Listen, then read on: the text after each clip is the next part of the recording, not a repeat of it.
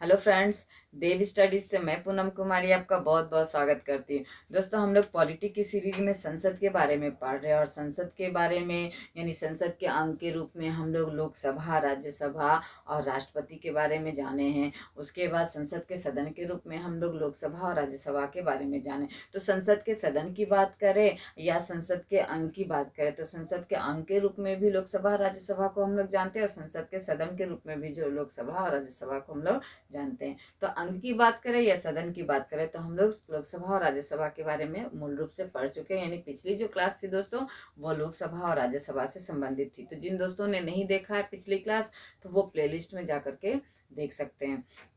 आज हम लोग जो है संसद के अंग के रूप में जो लोकसभा, राज्यसभा और राष्ट्रपति जी है उनके बारे में पढ़ेंगे। तो राष्ट्रपति को ही जो है संसद के अंग के रूप में आज हम लोग पढ़ेंगे, क्योंकि लोकसभा और राज्यसभा को तो हम लोग पढ़ चुके हैं। तो राष्ट्रपति को पढ़ेंगे और इनको राष्ट्रपति को दोस्तों आर्टिकल्स के साथ पढ़ेंगे।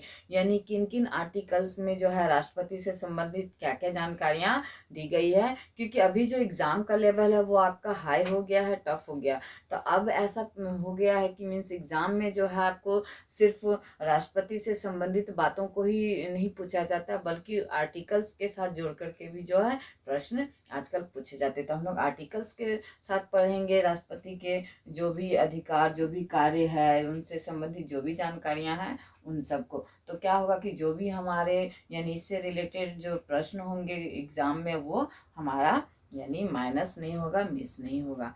तो आइए हम लोग राष्ट्रपति के बारे में जानते हैं आगे दोस्तों। तो हम लोग देख चुके हैं दोस्तों कि संविधान का जो भाग 1 है दोस्तों, उसमें जो है यानी भाग 1 के अनुच्छेद 1 में कहा गया है कि भारत जो है क्या है, राज्यों का संघ होगा। तो ये सब हम लोग पढ़ चुके हैं। फिर भाग 5 की अगर हम लोग बात करें दोस्तों, तो भाग 5 में जो है आपका भारत में यानी संघ के बारे में जिक्र किया गया है। 6 में जो है आपका राज्यों के बारे में जिक्र किया गया। 7 जो है आपका निरस्त कर दिया गया।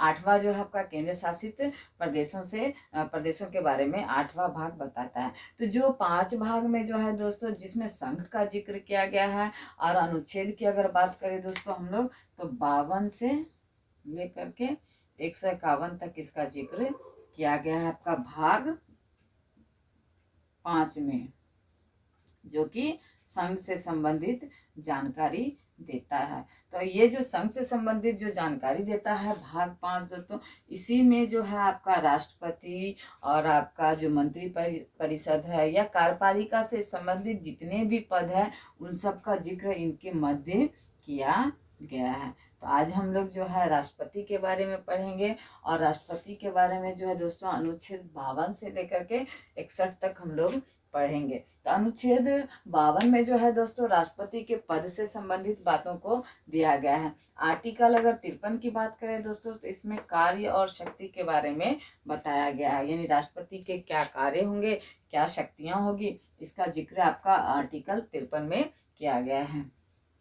आर्टिकल 54 की अगर बात करें तो इसमें निर्वाचन यानी राष्ट्रपति के निर्वाचन से संबंधित बातों को जानकारी दी गई है। आर्टिकल 55 की अगर बात करें दोस्तों, तो इसमें निर्वाचन की विधि के बारे में बताया, यानी किस विधि के द्वारा जो है हमारे महामहिम राष्ट्रपति का जो है निर्वाचन किया जाएगा। उसके बाद जो 56 जो अनुच्छेद है दोस्तों, उसमें पदावधि यानी इनके पद की क्या अवधि होगी, वह इसका जिक्र किया गया आपका आर्टिकल 56 में। आर्टिकल 57 की अगर बात करें तो पुनर्निर्वाचन से संबंधित बातों को इसमें जानकारी दी गई है। आर्टिकल 58 की अगर बात करें तो इसमें योग्यता से संबंधित बातों का जिक्र किया गया, यानी राष्ट्रपति के पद के लिए जो है किस प्रकार की योग्यता व्यक्ति में होना ही चाहिए। तो इसका जिक्र जो है आर्टिकल 58 में किया गया। आर्टिकल 60 में शपथ के बारे में कहा गया है और आर्टिकल 61 जो है महाभियोग से संबंधित आर्टिकल है आपका। और ये जो है आपका आर्टिकल 61 बहुत एग्जाम में पूछा जाता है। तो आइए हम लोग जो है आज जो है दोस्तों मूल रूप से हम लोग आर्टिकल जो है 52 को जानेंगे, आपका 56 को जानेंगे, 57 को जानेंगे, 58, 60 और 61 के बारे में हम लोग जानेंगे। और ये जो कार्य और शक्ति है दोस्तों, निर्वाचन व निर्वाचन की विधि है, इनको किसी अन्य क्लास में जानेंगे, क्योंकि ये जो राष्ट्रपति का जो टॉपिक है दोस्तों, यह बहुत ही इम्पोर्टेंट टॉपिक है। तो इसको हम लोग जो है कई पार्ट में पढ़ेंगे ताकि यह बोझिल ना हो, और हम लोग इसको डिटेल में पढ़ेंगे, क्योंकि सबसे ज़्यादा प्रश्न जो है इस पॉलिटिक्स से अगर पूछे जाते हैं तो आपका कार्यपालिका से संबंधित ही जोड़ करके पूछे जाते हैं, और कार्यपालिका में जो है आपका राष्ट्रपति से सबसे ज़्यादा प्रश्न पूछे जाते हैं। तो इसलिए हम लोग जो है इसको कई पार्ट में पढ़ेंगे। आज हम लोग कार्य शक्ति, निर्वाचन और निर्वाचन की विधि के बारे में नहीं पढ़ेंगे, बल्कि हम लोग किसी अन्य क्लास में पढ़ेंगे। तो आज हम लोग पद के बारे में पढ़ेंगे। तो सबसे पहला जो अनुच्छेद है दोस्तों राष्ट्रपति का, वह है आपका अनुच्छेद 52। तो अनुच्छेद 52 में जो दोस्तों इस बात का जिक्र किया गया कि राष्ट्रपति का, यानी भारत में जो है दोस्तों 2 प्रकार की सरकारों की व्यवस्था की गई, संघ और राज्य। यानी राज्य स्तर पर भी सरकार की व्यवस्था की गई और संघ स्तर पर भी व्यवस्था की गई। तो ये जो संघ स्तर पर जो सरकार की व्यवस्था की गई है दोस्तों, इस संघ स्तर पर जो है कार्यपालिका का जो हेड होगा वो कौन होगा? राष्ट्रपति। यानी कि कार्यपालिका का जो प्रधान होगा वह कौन होंगे? तो राष्ट्रपति होंगे। तो इस कार्यपालिका के जो प्रधान राष्ट्रपति होंगे, उन्हीं के पद के बारे में जिक्र किया गया कि संघ की कार्यपालिका के एक हेड होंगे राष्ट्रपति। वह जो है संवैधानिक प्रमुख होंगे, सारी शक्तियां जो है उनमें निहित होगी कार्यपालिका की। यानी कि कहने को ही सही, लेकिन संवैधानिक प्रमुख आपके राष्ट्रपति ही होंगे। हालांकि इनको जो भी शक्तियां दी गई है उसका अगर डायरेक्टली यूज की बात करें तो वह जो है डायरेक्टली यूज उसको नहीं करते हैं, वो यूज करते हैं मंत्रिपरिषद की सलाह पर। यानी प्रधानमंत्री और मंत्रिपरिषद की सलाह पर जो राष्ट्रपति अपने कार्यों को निष्पादित करते हैं। तो अगर मूल रूप से देखा जाए तो कार्यपालिका के जो वास्तविक प्रधान है तो वह प्रधानमंत्री होते हैं, और संवैधानिक प्रमुख की अगर बात करें दोस्तों तो संवैधानिक प्रमुख आपके राष्ट्रपति हो जाएंगे। या कार्यपालिका के हेड भी पूछा जाए कि कार्यपालिका का प्रधान कौन है, तो आपके राष्ट्रपति होंगे। और संवैधानिक प्रमुख की बात पूछी जाए तो संवैधानिक प्रमुख या संवैधानिक प्रधान भी आपके राष्ट्रपति ही होंगे। लेकिन अगर वास्तविक प्रमुख या प्रधान पूछा जाए तो आपके प्रधानमंत्री होंगे, क्योंकि ये राष्ट्रपति की जो भी शक्तियां हैं वह शक्तियों का उपयोग जो है प्रधानमंत्री की यानी और मंत्रिपरिषद की सलाह पर ही उनका उपयोग वो करते हैं। तो इसलिए जो है इसमें जिक्र किया गया है अनुच्छेद 52 में कि संघ का कार्यपालिका का हेड राष्ट्रपति होंगे, और ये राष्ट्रपति भारत के सर्वोच्च नागरिक होंगे, भारत के प्रथम नागरिक होंगे, कार्यपालिका के प्रधान होंगे, संवैधानिक प्रमुख होंगे, जल सेना, वायु सेना और थल सेना, इन सब के जो है ये हेड होंगे। तो ये अनुच्छेद 52 आपका बताता है कि राष्ट्रपति के पद से संबंधित बातों को। अब कार्य और शक्ति, निर्वाचन और निर्वाचन की विधि हम लोग अन्य क्लास में जानेंगे। तो अब हम लोग जानते हैं अनुच्छेद 56 को। अनुच्छेद 56 में जो है दोस्तों पदावधि के बारे में बताया गया है। तो राष्ट्रपति का जो कार्यकाल है दोस्तों वह 5 वर्ष का होता है। यानी राष्ट्रपति का कार्यकाल 5 वर्ष का होता है दोस्तों। प्रत्येक 5 वर्ष पर जो है राष्ट्रपति को जो है पुनः निर्वाचन होता है और राष्ट्रपति जो है बदल दिए जाते हैं। यानी राष्ट्रपति का कार्यकाल जो है, जब भी इलेक्शन होगा दोस्तों, ये 5 साल पूरे होने के बाद जो है आपका राष्ट्रपति, यानी उसका पूरा कार्यकाल होने से पहले ही इलेक्शन निर्वाचन आयोग के द्वारा करा लिया जाता है लगभग हर बार।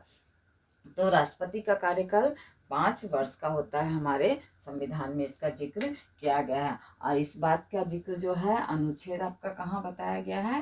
तो आपका अनुच्छेद 56 जो है इस बात की जानकारी देता है कि राष्ट्रपति जो महामहिम है हमारे, उनका कार्यकाल कितने वर्षों का होगा दोस्तों? तो 5 वर्ष का होगा।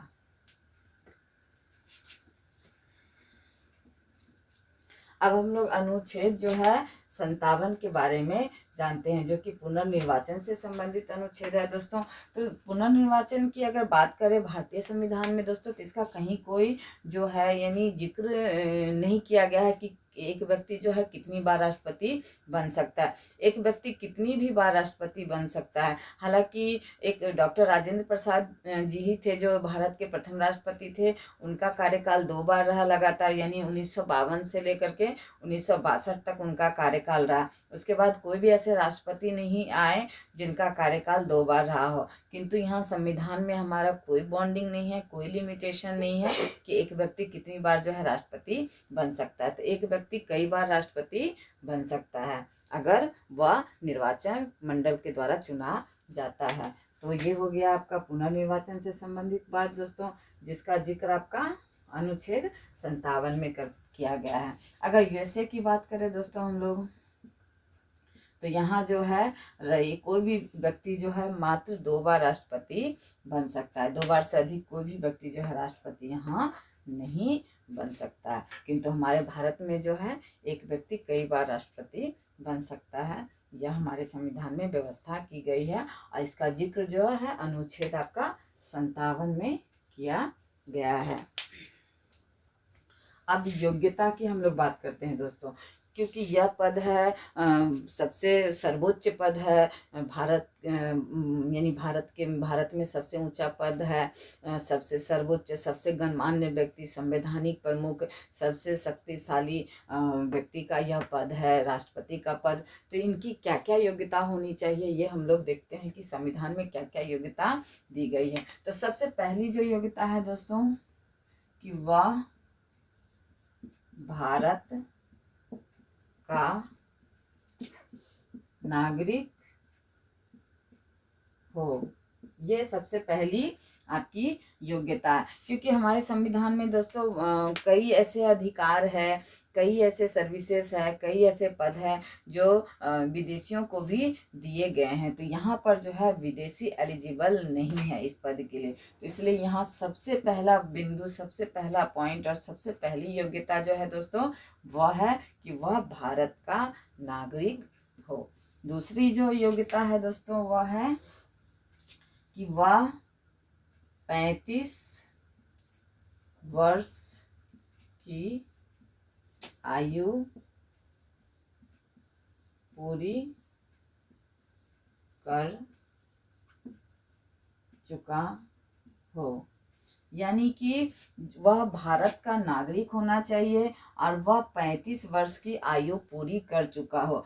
पूरी कर चुका हो मीन्स एक भी दिन अगर कम होता है दोस्तों इस 35 वर्ष की आयु में तो वह राष्ट्रपति के लिए एलिजिबल नहीं होगा, वह योग्य नहीं माना जाएगा। यहाँ पूरी कर चुका है, वह आगे कितना भी हो सकता है, यानी 35 वर्ष से वह कितना भी उम्र का वो हो सकता है, किंतु 35 दिन से कम यानी 35 वर्ष से कम की आयु उसकी नहीं होनी चाहिए। ये हो गया आपका दूसरी योग्यता। तीसरी योग्यता है दोस्तों कि वह जो है लोक सभा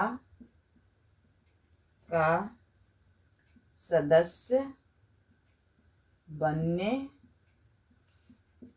के योग्य हो, यानी वह जो व्यक्ति है जो वह भारत का नागरिक भी होना चाहिए, वह 35 वर्ष की उम्र भी वह पूरी कर चुका हो, अब वह जो है लोकसभा की सदस्यता के योग्य हो, यानी लोकसभा के सदस्य बनने के वह योग्य हो। ये हो गया तीसरी योग्यता। चौथी जो योग्यता है दोस्तों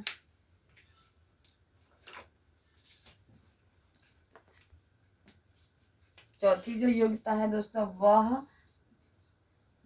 किसी लाभ के पद पर ना हो।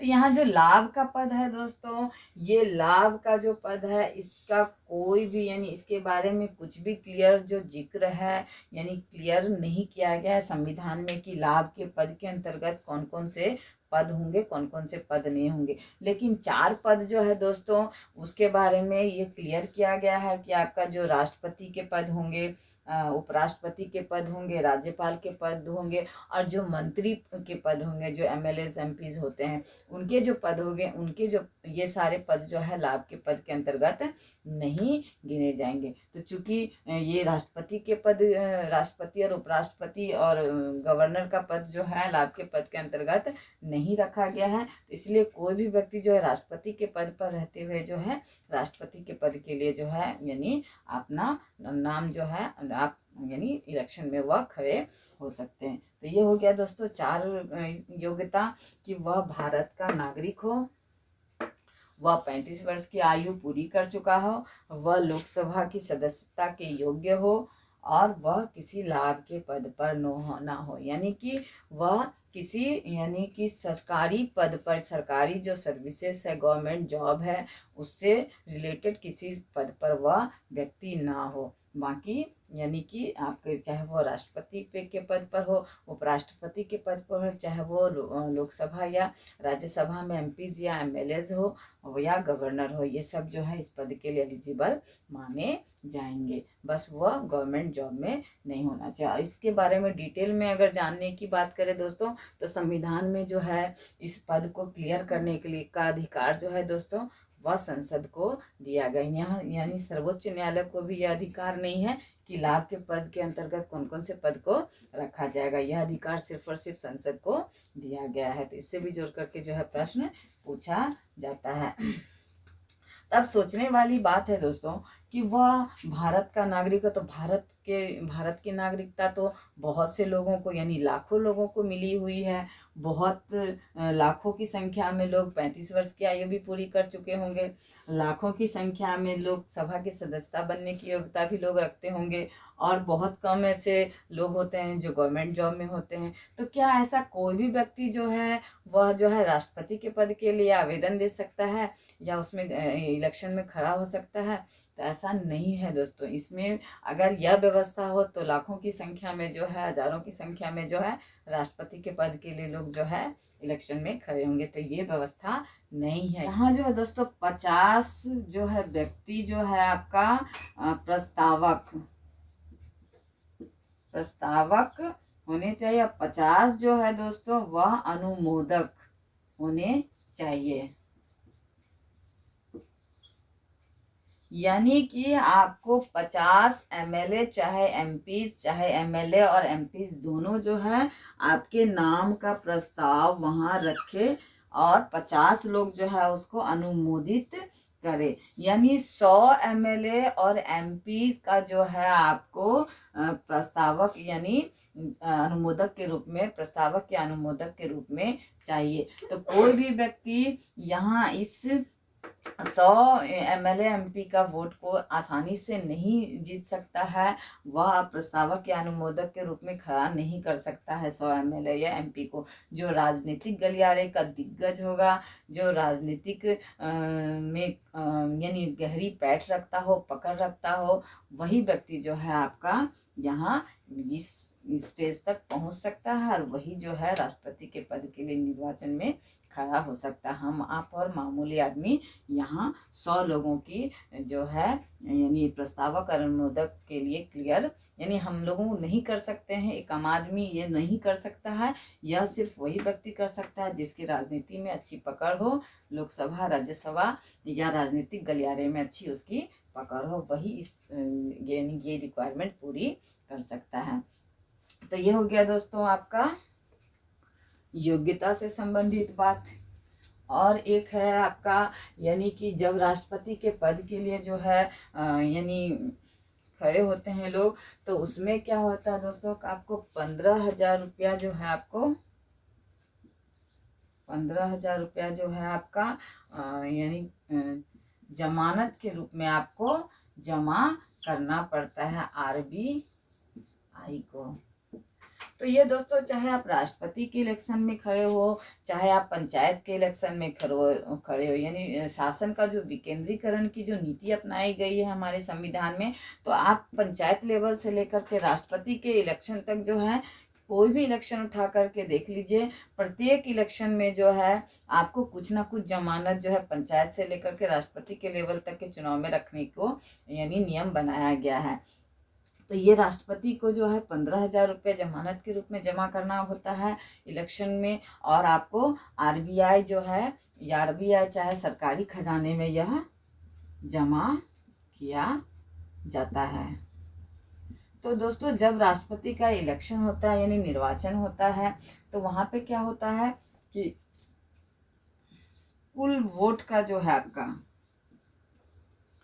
कुल वोट का अगर 1/6 यानी 1/6% भी अगर राष्ट्रपति का जो उम्मीदवार है वह नहीं लाता है, तो उसकी जो ये 15,000 की जो जमानत की राशि है दोस्तों, वह जब्त कर ली जाएगी, यानी वह आरबीआई या सरकारी खजाने को मिल जाएगी। किंतु अगर ये 1/6 से अधिक यानी वोट लाते हैं जो राष्ट्रपति के चुनाव के लिए खड़े हुए हैं लोग, जो व्यक्ति, तो वो अगर इससे अधिक वोट लाते हैं तो ये 15,000 रुपया उसे लौटा दी जाती है। और अगर जीत गए तो फिर तो लौटाना ही है। अगर नहीं भी जीते और इससे अधिक वोट आए तो उनकी जमानत की जो राशि है उन्हें लौटा दी जाती है। लेकिन इससे अगर कम आया तो उनकी जमानत की राशि जो है जब्त कर ली जाती है। यही जो है व्यवस्था आपका पंचायत से लेकर के ऊपर तक, यानी एमएलए, एमपी, विधायक और आपका जो भी सांसद वगैरह के इलेक्शन है, सब पर यह रूल लागू होता है। 1/6 अगर नहीं आया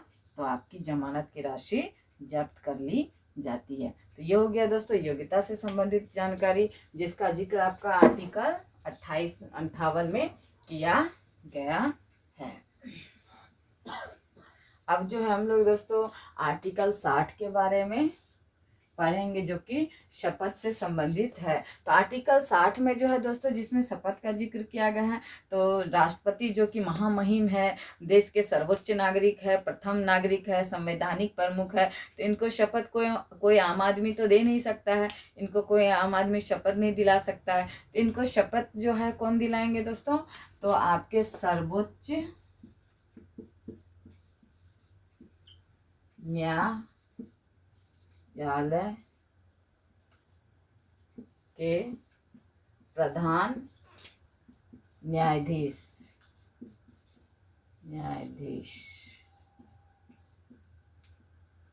तो आपके सर्वोच्च न्यायालय के जो है प्रधान न्यायाधीश जो है राष्ट्रपति को शपथ दिलाएंगे। अगर किसी कारणवश ये जो प्रधान न्यायाधीश है दोस्तों, सीजीआई जिसे हम लोग कहते हैं, अगर वो नहीं है तो वहाँ जो है वरिष्ठ जो होंगे आपके न्यायाधीश, वो उनको शपथ दिलाएंगे। और अगर मान लीजिए किसी कारणवश जो है राष्ट्रपति को त्यागपत्र देना पड़ा, तो वो त्यागपत्र किसको देंगे दोस्तों? तो उपराष्ट्रपति जी को अपना वो त्यागपत्र देंगे। त्यागपत्र वो सर्वोच्च न्यायालय के न्यायाधीश को नहीं देंगे, बल्कि वो उपराष्ट्रपति को जो है अपना त्यागपत्र देंगे। तो क्लियर हो गया दोस्तों शपथ से संबंधित जानकारी। शपथ से संबंधित जो बातों का जिक्र आपका अनुच्छेद 60 में किया गया है। अब हम लोग अनुच्छेद 61 की बात करते हैं। तो अनुच्छेद 61 में जो है दोस्तों महाभियोग के बारे में बताया गया है। महाभियोग, तो दोस्तों ये महाभियोग क्या है? तो हम लोग देश के महामहिम राष्ट्रपति के बारे में पढ़ रहे दोस्तों। ये संवैधानिक प्रमुख है, राष्ट्र का प्रथम व्यक्ति है, तीनों सेनाओं, जल सेना, वायु सेना, थल सेना, सबके ये हेड है। तो इतनी बड़े पद, यानी भारत का जो सर्वोच्च पद है, तो इस पद पर अगर कोई व्यक्ति बैठा है और वह अगर गलत करता है, संविधान के विपरीत कार्य करता है, तो समझ जाइए कि उसके कार्य से कोई एक क्षेत्र प्रभावित नहीं होगा, कोई एक समुदाय प्रभावित नहीं होगा। वहाँ जो है पूरा यानी पूरा जो भारत है, पूरा जो राष्ट्र है हमारा, वह सब प्रभावित होंगे। यानी उनकी कार्य और शक्तियाँ इतनी अधिक है, इतनी विस्तृत है कि अगर उससे रिलेटेड वह एक भी शक्ति का दुरुपयोग करते हैं तो उससे बड़ी संख्या में जो है आपके पूरा देश, पूरा भारत जो है प्रभावित होगा। तो आखिर ऐसी स्थिति से निपटने के लिए संविधान निर्माताओं ने क्या व्यवस्था की है दोस्तों? तो उसकी अगर हम लोग बात करें तो वहाँ जो है इस स्थिति से निपटने के लिए तो वहाँ महाभियोग की प्रक्रिया का यानी उल्लेख किया गया है आपका अनुच्छेद 61 में। यानी महाभियोग की प्रक्रिया के द्वारा जो है राष्ट्रपति को हटाया जा सकता है, उनके पद को जो है उन्हें पदच्युत किया जा सकता है, और वो जो भी वह असंवैधानिक कार्य कर रहे हैं या जिससे उससे देश को नुकसान होने वाला हो या होने की संभावना हो तो उसको रोका जा सकता है। आइए हम लोग महाभियोग के बारे में जानते हैं दोस्तों। तो इसका जिक्र की अगर हम लोग बात करें तो आर्टिकल 61 में इसका जिक्र किया गया है। और महाभियोग यानी जब भी लोकसभा या राज्यसभा को यानी एमएलए या एमपी को ऐसा लगता है कि राष्ट्रपति जो है संवैधानिक तरीके से काम नहीं कर रहे, संविधान के अनुरूप वह आचरण नहीं कर रहे हैं, नियमों का पालन नहीं कर रहे, क्योंकि संविधान में जो है क्लियर रूप से लिखित रूप में यह कहा गया है दोस्तों कि जो राष्ट्रपति का जो पद है यानी राष्ट्रपति जो है वह जो है संवैधानिक प्रमुख तो है, किंतु वह जो भी कार्य करेंगे अपनी शक्तियों का उपयोग करेंगे तो वह मंत्री परिषद की सलाह पर करेंगे। तो मंत्री परिषद की सलाह पर उन्हें कार्य करने का इंस्ट्रक्शन जो है संविधान में लिखित रूप से दिया गया है। तो ऐसी स्थिति में जब मंत्री परिषद को लगता है या राज्यसभा या लोकसभा के सदस्यों को ऐसा लगता है कि जो आपके हमारे राष्ट्रपति हैं महामहिम वह संवैधानिक रूप से कार्य नहीं कर रहे हैं बल्कि संविधान का उल्लंघन कर रहे हैं, तो वह जो महाभियोग ला सकता है। और यह महाभियोग जो है लोकसभा या राज्यसभा दोनों में लाया जा सकता है। यानी यह प्रक्रिया या पहले राज्यसभा में भी लाया जा सकता है या पहले लोकसभा में भी लाया जा सकता है। और लोकसभा में अगर पहले लाया जाता है तो यहाँ पारित होने के बाद राज्यसभा में यह जाएगा, और अगर राज्यसभा में पहले यह यानी प्रस्ताव लाया जाता है महाभियोग का तो यहाँ से पारित होने के बाद जो है आपका यानी 2/3 मत से पास होगा तो फिर यह कहाँ आएगा लोकसभा में, और यहाँ भी जब पारित हो जाएगा तो फिर वह राष्ट्रपति का पद जो है उसे पद छोड़ना पड़ेगा। तो लेकिन इससे पहले क्या होता है दोस्तों कि 14 यानी महाभियोग की प्रक्रिया आरंभ करने से पहले जो भी जो है यानी राष्ट्रपति के जो असंवैधानिक कार्य है या जिस कार्य से के कारण उन पर महाभियोग लाया जा रहा है उस कार्य को लिखित रूप में राष्ट्रपति को 14 दिन पहले दिया जाएगा उनके पास, और राष्ट्रपति को उस 14 दिन के अंदर जो है जो भी उनके ऊपर इल्ज़ाम लगाया जा रहा है, जो भी उनके ऊपर जो है यानी कि उनके कार्यों के लिए जो भी ऑब्जेक्शन लगाया जा रहा है कि वो ये कार्य उनका गलत है, संविधान के अनुरूप नहीं है, तो उनको सफाई देने का, चाहे वो खुद से सफाई दे, उसको गलत साबित करे, अपने उनके ऊपर जो इल्ज़ाम लगाया जा रहा है, या फिर वो वकील का सहारा भी ले सकते हैं। अगर 14 दिन के अंदर जो है वो राज्यसभा या लोकसभा में जाकर के जो है अपने आप को सही साबित कर देते हैं, उनके ऊपर जो इल्ज़ाम लगाया गया है उनके, तो उसको अगर वो सही साबित कर देते हैं तो ये महाभियोग की प्रक्रिया वहीं रुक जाती है। लेकिन इस 14 दिन के अंदर अगर वो महाभियोग की प्रक्रिया के अंतर्गत जो उनके ऊपर इल्ज़ाम लगाया गया है उस इल्ज़ाम को वह गलत साबित नहीं करते हैं तो वहाँ महाभियोग की प्रक्रिया आरंभ होगी, और लोकसभा और राज्यसभा कहीं भी वह प्रस्ताव पारित होगा और अगले सभा में यानी अगर लोकसभा में हुआ तो राज्यसभा में जाएगा और राज्यसभा में हुआ तो लोकसभा में जाएगा। और इस प्रकार क्या होगा कि राष्ट्रपति को महाभियोग के द्वारा जो है हटा दिया जाएगा। तो लेकिन हमारे देश की अच्छी बात है दोस्तों कि अब तक ऐसी कोई भी यानी अब तक ऐसे कोई भी राष्ट्रपति नहीं हुए जिनके ऊपर जो है महाभियोग लगाने की यानी इस प्रक्रिया का उपयोग किया गया, क्योंकि ये एक बहुत बड़ा पद है दोस्तों, हम लोग जानते हैं। तो यहाँ पद की गरिमा के अनुसार ही लोगों को काम करना पड़ता है, तो इसलिए अभी तक हमारे देश में ऐसी कोई व्यवस्था यानी ऐसी कोई कंडीशन, ऐसी कोई सिचुएशन नहीं आई है। तो आज हम लोगों ने दोस्तों मूल रूप से राष्ट्रपति के जो है पद के बारे में हमने जाना, उसके बाद राष्ट्रपति की पदावधि के बारे में हमने जाना, उनके पुनर्निर्वाचन से संबंधित बातों को जाना, उनकी योग्यता, उनके शपथ, उनके महाभियोग के बारे में आर्टिकल वाइज हमने आज जाना।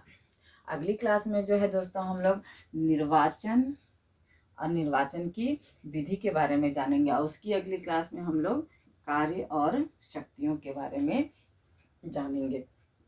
तो दोस्तों आप लोग जो है ये जो भी अभी आज पढ़े हो आप लोग अभी, तो इसको बुक के थ्रू जो है यानी इस चीज़ को बुक में भी पढ़िए, हो सके तो क्वेश्चन आंसर बनाइए, तो जो भी कंफ्यूजिंग फैक्ट होंगे, जो भी कंफ्यूजन होगा आपका क्लियर हो जाएगा साथ के साथ। और बाकी जो हम लोग आगे क्लास में हम लोग पढ़ेंगे इससे संबंधित, तो बाकी जो भी कंफ्यूजन होगा वो आपका आगे क्लियर हो जाएगा। तो आप लोग अगली क्लास का इंतज़ार कीजिए। अगली क्लास में हम लोग निर्वाचन और निर्वाचन की विधि के बारे में पढ़ेंगे। तो दोस्तों अगली क्लास में मिलते हैं हम लोग, तब तक के लिए बाय बाय।